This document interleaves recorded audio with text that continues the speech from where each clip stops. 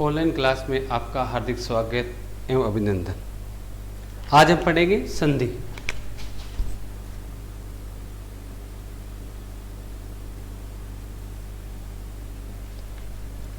संधि शब्द की उत्पत्ति सम उपसर्ग युक्त धा धातु में की पड़ते लगने से हुई है। संधि शब्द का अर्थ होता है मेल।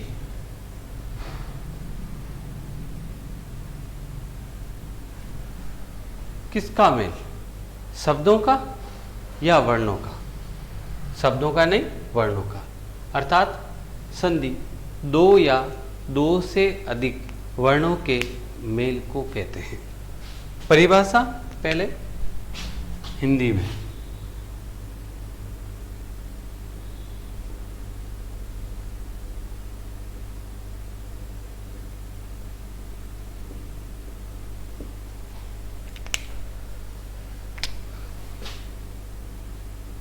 दो या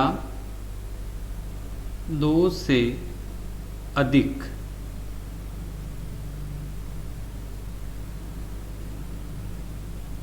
वर्णों के मेल को संधि कहते हैं। संधि में दो वर्ण मिलते हैं। परिभाषा संस्कृत में, क्योंकि अगर हिंदी में परिभाषा पूछेंगे हिंदी विषय में तो आपको हिंदी की परिभाषा लिखनी है। अगर मान लो संस्कृत विषय में पूछे तो ये परिभाषा नहीं लिखनी है, ये केवल जानकारी के लिए है। तो आपको लिखनी है संस्कृत की परिभाषा, जो होती है वर्ण संधानाम, वर्ण संधानाम संधि। अर्थात जहाँ वर्णों का संधान अर्थात मेल हो वहाँ संधि होती है। इस प्रकार संधि में दो या दो से अधिक वर्णों का मेल होता है। किसका? वर्णों का। तो हमारे मन में ये प्रश्न उठता है कि वर्ण किसे कहते हैं? क्या है वर्ण? तो हमें भाषा की छोटी से छोटी इकाई जिसका और अधिक विभाजन नहीं हो सकता, जिसको और अधिक तोड़ नहीं सकते, उसको वर्ण बोलते हैं, उसे वर्ण कहते हैं। जैसे राम पुस्तक पढ़ता है।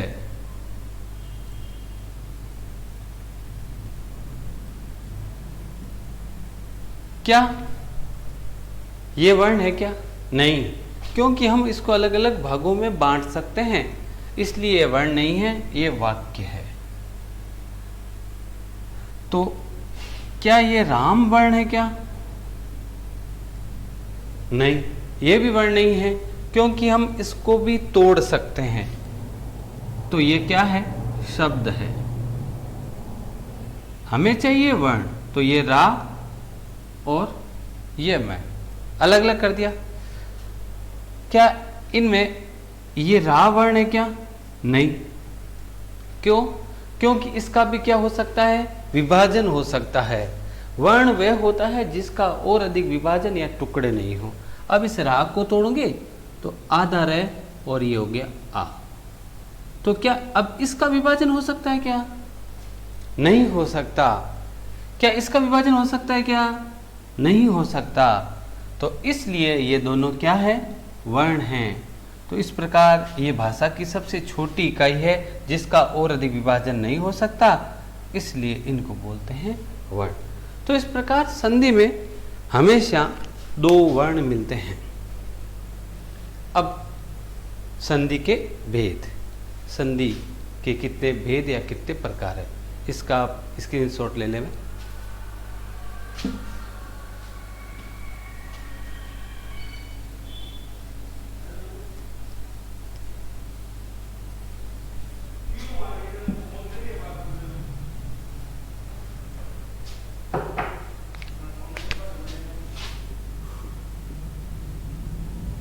संधि के भेद, या हम कह सकते हैं प्रकार।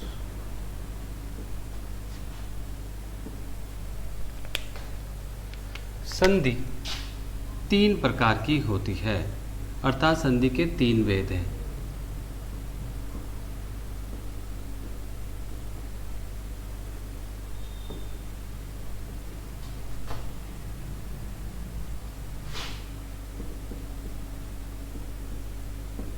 होती है। हम पढ़ रहे हैं संस्कृत, इसलिए उनके नाम भी हमें संस्कृत में आने चाहिए। आपने इससे पहले संधि के भेदों के नाम सुने होंगे, स्वर संधि, व्यंजन संधि और विसर्ग संधि, परंतु ये जो भेद थे, इनके नाम थे, ये तो किसमें थे? हिंदी में। हमें किस में लिखने हैं? संस्कृत में। तो नंबर 1 अच संधि। अब इस अच संधि को हिंदी में स्वर संधि कह सकते हैं। तो जो हिंदी में स्वर संधि है वह संस्कृत में कौन सी संधि होगी?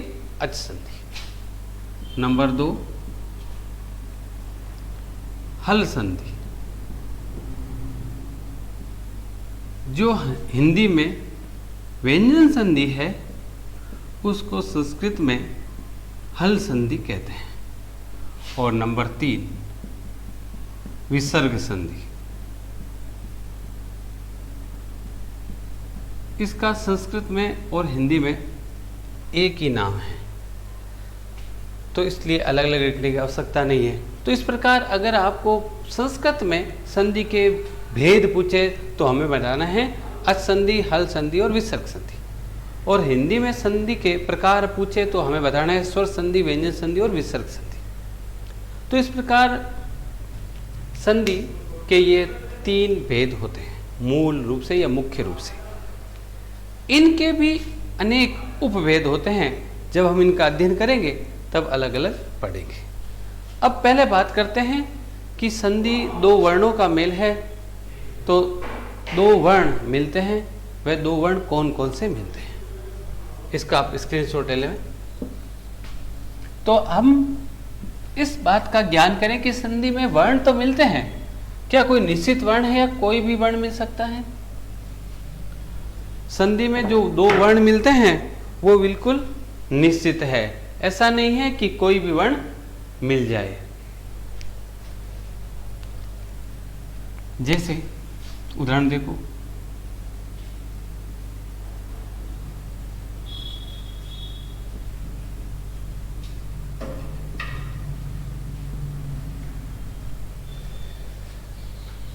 ये गणित में जिसे हम प्लस का निशान बोलते हैं, संधि में इसको बोलते हैं धन, धन का निशान है।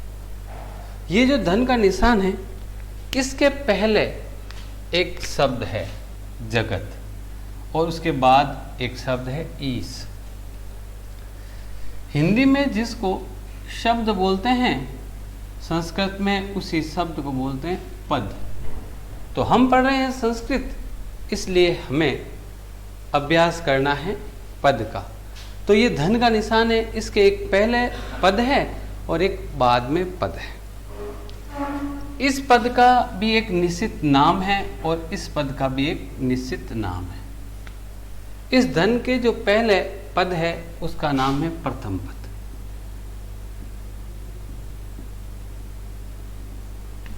और जो धन के बाद जो पद है उसका नाम है द्वितीय पद। परंतु हमारे काम के ये पद नहीं है, क्योंकि हमें किस पर जाना है? वर्णों पर, क्योंकि संधि किसका मेल है? वर्णों का। तो 2 वर्ण कौन से मिलते हैं? जो धन के निशान है उसके बिल्कुल आसपास के जो वर्ण है उनका मेल होता है। एक बिल्कुल ये है और एक ये है। सिर्फ ये 2 ही वर्ण मिलते हैं, इनका ही मेल होता है, बाकी अन्य वर्णों से हमें कोई लेना देना नहीं है। तो इन वर्णों का क्या नाम है? इस वर्ण का नाम है प्रथम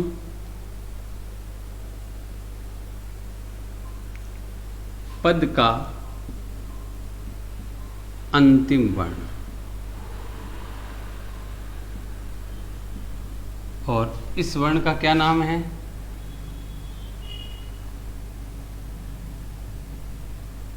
द्वितीय पद का प्रथम वर्ण। इस प्रकार संधि में दो वर्ण मिलते हैं, दो वर्ण निश्चित है। हमेशा किसी प्रकार के उदाहरण में दो वर्ण मिलेंगे। दो वर्ण कौन कौन से मिलेंगे? एक है प्रथम पद का अंतिम वर्ण और दूसरा है द्वितीय पद का प्रथम। तो इन्हीं दो वर्णों पर संधि का नाम निश्चित होता है। क्या बनेगा ये इन्हीं दो वर्णों पर निर्भर करता है। संधि क्या बनेगी, क्या नाम है, अच है कि हल है या व्यंजन है, इस सब की पहचान इन दो वर्णों से होती है।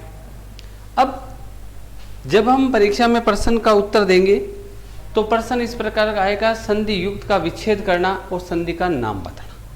तो हमें मुख्य रूप से इनकी पहचान पहले आनी चाहिए कि संधि स्वर संधि यानी अच संधि है, हल संधि है या विसर्ग संधि है।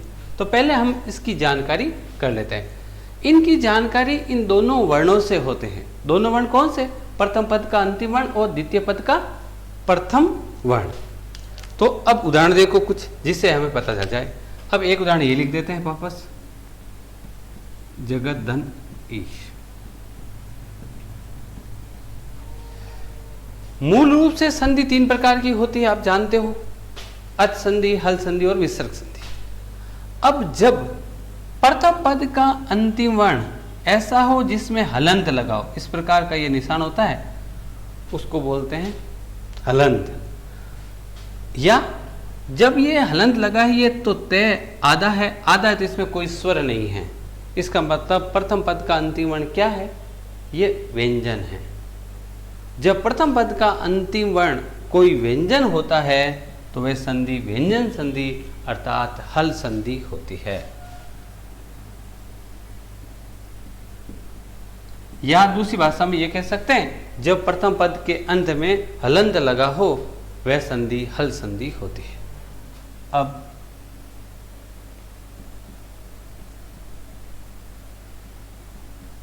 दूसरा उदाहरण देखो,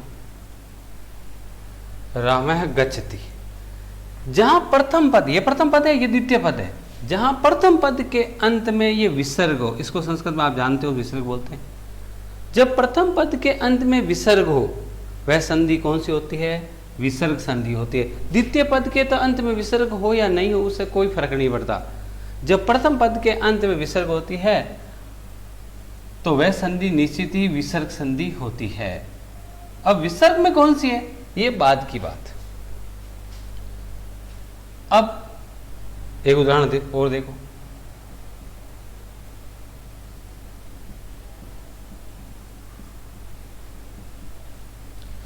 यहां ये प्रथम पद है, यहां प्रथम पद के अंत में न तो हलंत है और न ही विसर्ग है।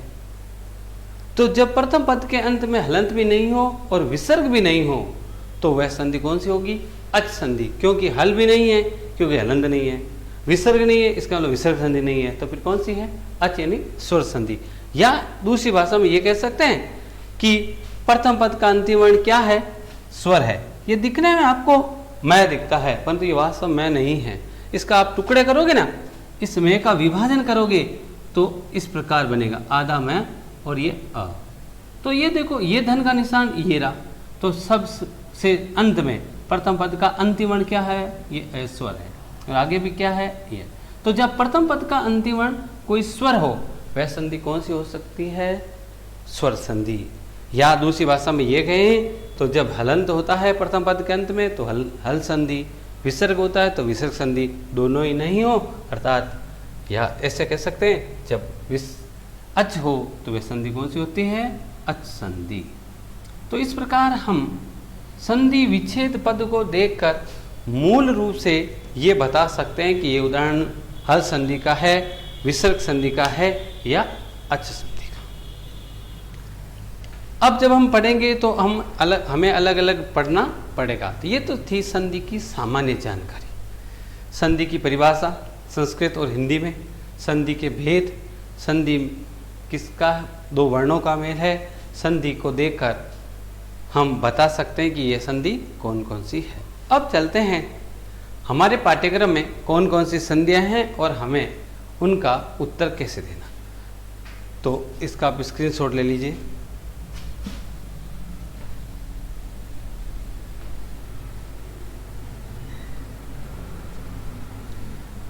पहला बात हमें यह देखना है कि परीक्षा में प्रश्न ये नहीं आएगा कि संधि किसे कहते हैं, संधि की परिभाषा लिखो, संधि कितने प्रकार की होती है, नाम लिखो। ये प्रश्न नहीं आएगा।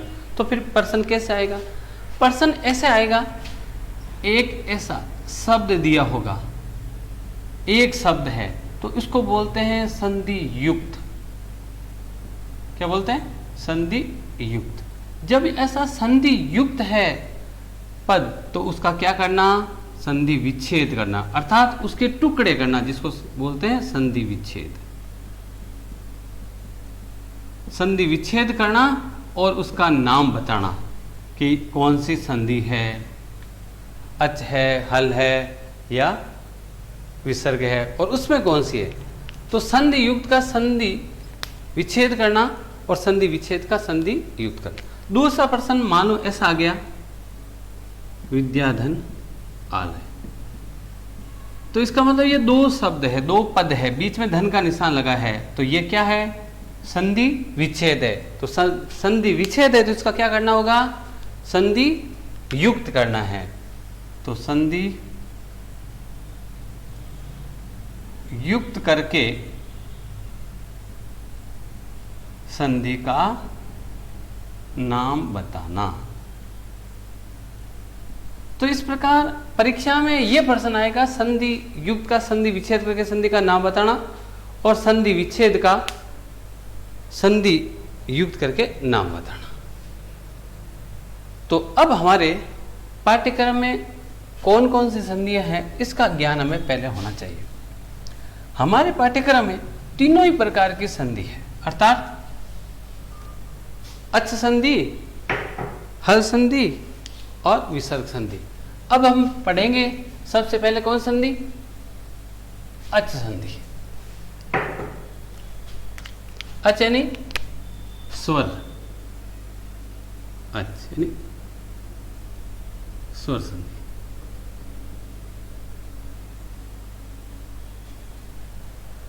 स्वर संधि वह होती है जहां स्वर और स्वर का मेल हो, अर्थात दोनों तरफ जहां स्वर हो, दोनों तरफ जहां अच हो, वह संधि स्वर संधि होती है। अब स्वर संधि के 8 प्रकार है, जिसमें से हमारे पाठ्यक्रम में आठों के आठों प्रकार नहीं है। हमारे पाठ्यक्रम में जो है हमें केवल उनका ही अध्ययन करना है। तो अच संधि में हमारे कोर्स में कौन कौन से वो मैं लिख रहा हूँ, फिर हम उनका क्रम से एक एक का अध्ययन करेंगे। तो अच संधि में नंबर 1 दीर्घ संधि। अब ये अच के भेद हैं। पहले हमने संधि के भेद पढ़े थे, संधि 3 प्रकार की होती है। अब अच संधि कितने प्रकार की होती है? 8 प्रकार की, जिसमें से हमारे कोर्स में कितने हैं? 5। तो हमें कितने का अध्ययन करना है? 5 का करना। नंबर 1 दीर्घ संधि, नंबर 2 गुण संधि, नंबर 3 वर्धी संधि, नंबर 4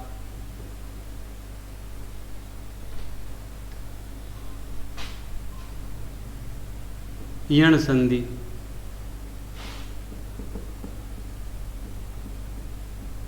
और नंबर 5 कौन सी है? अयादि संधि। तो इस प्रकार ये 5 भेद हमारे कोर्स में है अच संधि के, और जब हम अच संधि पढ़ेंगे तो केवल इन्हीं का ही अध्ययन करना है और आपको भी केवल इन्हीं को ही पढ़ना है। अगले वीडियो में हम दीर्घ संधि से शुरुआत करेंगे। आज के लिए बस इतना ही। धन्यवाद।